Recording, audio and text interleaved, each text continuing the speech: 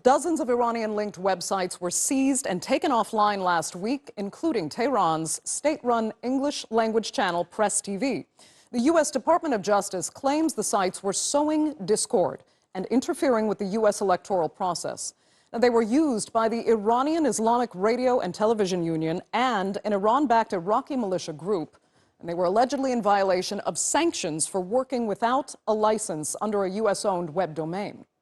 Now, the seizure came just days after what the White House called the pre-manufactured election of hardliner Ebrahim Raisi as Iran's next president. Raisi has ruled out direct talks with his U.S. counterpart Joe Biden and called on Washington to lift sanctions. Taking down the websites was seen as a potentially provocative move while talks were underway in Vienna aimed at resurrecting the 2015 Iran nuclear deal. Iranian officials have not responded to the seizure, but press outlets across the country are calling it censorship.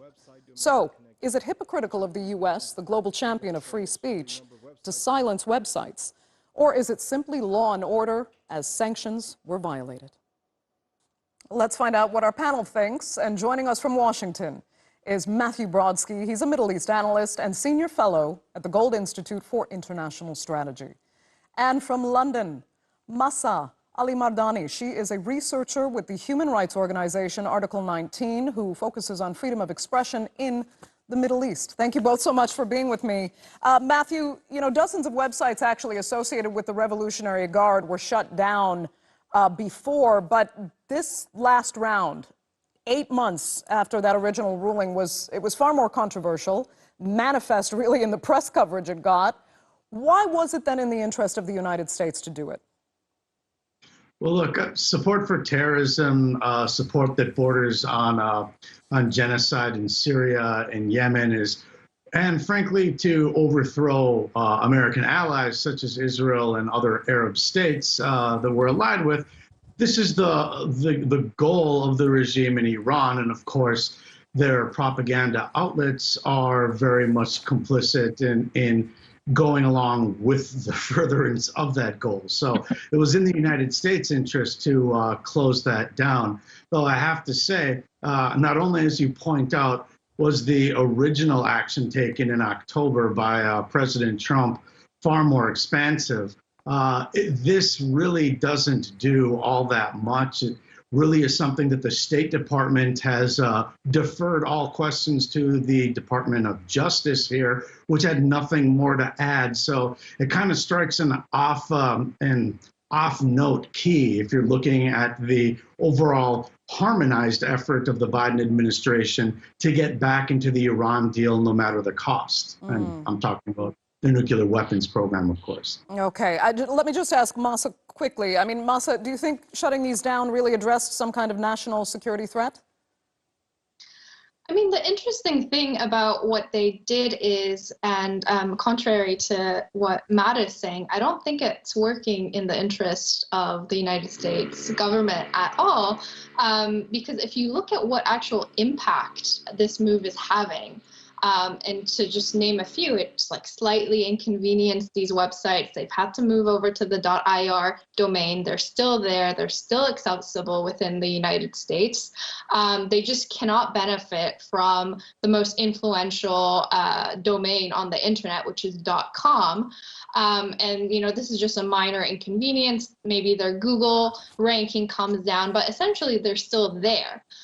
However, what it actually does do, which I think goes against what United States' aims and efforts are in Iran and in the region, is help justify this narrative, especially for systems like the Islamic Republic of Iran, that the internet is very much controlled by their enemies, or their enemy like the United States, and therefore they must nationalize their internet even further to prevent, this kind of bullying behavior. And of course, they kind of use this narrative to say, regular citizens that aren't part of the government and aren't part of the white propaganda efforts are going to get kicked off the internet. And so it helps legitimize a project that's been going on for over a decade, which is the National Information Network. And previous moves like this have helped to strengthen this nationalization project, which is very detrimental to freedoms online.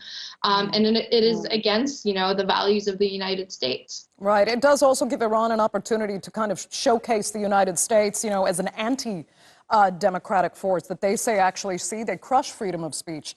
But Matthew, let me ask you this. Biden, he wants the JCPOA reinstated. There may be only a few weeks left to do that before a hardline president takes over in Iran. So was it necessary to, in essence, kind of throw a spanner in the works and really agitate Iran at this time?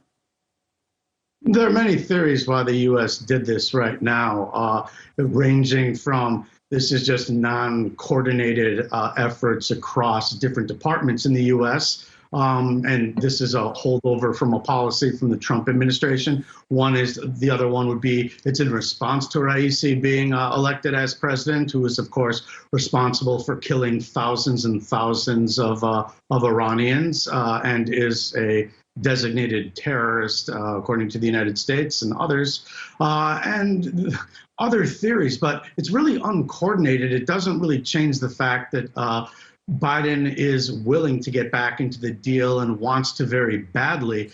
The fact is this can provide him some cover by saying, look, we took action against their domain names, so we're still going to be strong against Iran, which they're not going to be. And it provides them some cover, perhaps. But when we talk about freedom of speech and that, we should also point out, of course, that regular Iranian citizens aren't allowed to use Twitter. They're being monitored when they're online, and this is all controlled by the government. In the United States, we have laws. If you're a state-run news organization, one has to file as a foreign agent, and that's what is done for a lot of networks that the U.S.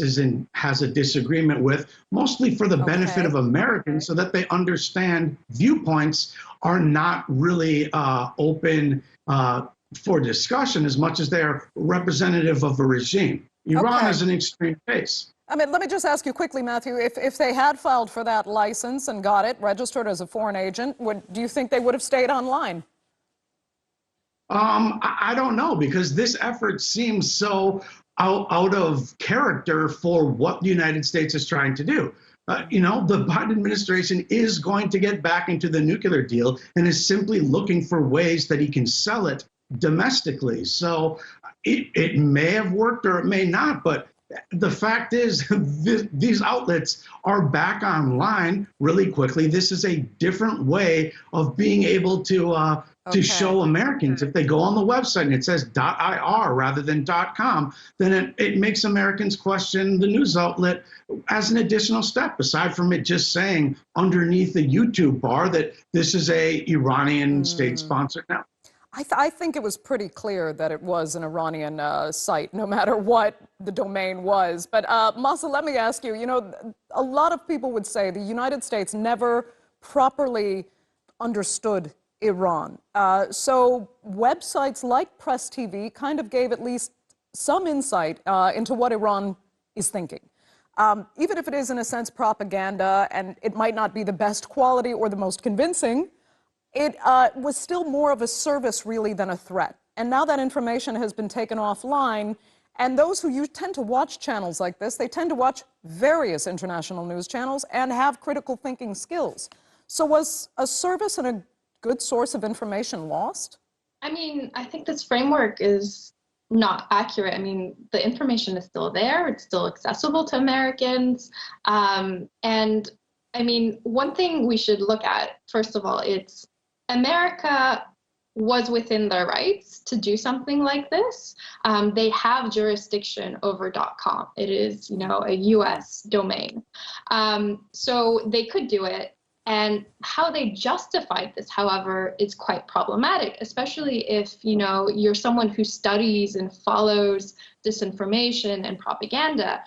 When they actually sanctioned all of these different entities tied to the Iranian broadcaster or their proxies, They said that they were doing this, not because of any other human rights violations that, organizations like Press TV have been accused of. They've been involved in broadcasting, forced confessions. But no, what they said was that they were applying sanctions to them for being involved in disinformation and influence operations during the 2020 presidential elections. And this is really strange, given that, yes, there were some disinformation or influence operations tied to the United States presidential elections by Iran that were uncovered, that were largely ineffective. However, those are separate from these entities that are very, as you said yourself, very transparently tied to Iran. And so these are considered white propaganda outlets, not influence operations. So the sanctions and the way they were applied does not necessarily make sense. I mean, there's a whole slew of different news organizations that, as Matthew alluded to, are licensed by FARA. TRT itself is licensed by FARA as a foreign, news agency based in the United States. Russia Today is. Press TV was never licensed under FARA because they don't actually have studios in the United States. But their journalists who are based in the United States do have to get FARA licenses. So it's just a very confused application of laws and reasons that was put into place for this. And yeah, like I said before, it plays into these narratives that the United States is a bullying and imperial power. Okay, and then having said that, Masha, let me ask you quickly, do you think this, confusing application of the law might have an unintended kind of chilling effect or set an unintended precedent? We've already seen the precedent. The United States has, a long history of sanctions on the United States. Back in 2010, they applied a law that said no .ir domain could be hosted by United States companies. And, the United States has, a majority and most of the infrastructure for hosting providers in the world. And so when the United States passed sanctions that forbid that IR to be registered with those hosting providers, this actually helped the Iranian regime. They soon after those sanctions, they made a policy that said all public organizations must be hosted on the National Information Network. And, the policy wasn't necessary because the United States had already helped facilitate that move towards seeking hosting providers inside of Iran. And I'd have to say that this is a very concerning move, and that the United States facilitating and complementing these efforts of nationalization in Iran has meant that they are complementing things like internet shutdowns. In November 2019, Iran hosted over a weeks-long internet shutdown because they had the National Information Network there. Matthew, we have just a minute left. I want to get final words then from you. Well, I think for Americans, the message from Iran has been clear for decades. It's death to America, and that's what they say. And they burn American flags and walk over them and burn effigies. So we hear that loud and clear. I don't know why we'd want to broadcast that. And the other thing I would point out is that there is a domestic dimension, which I think this has far more to do with in the United States.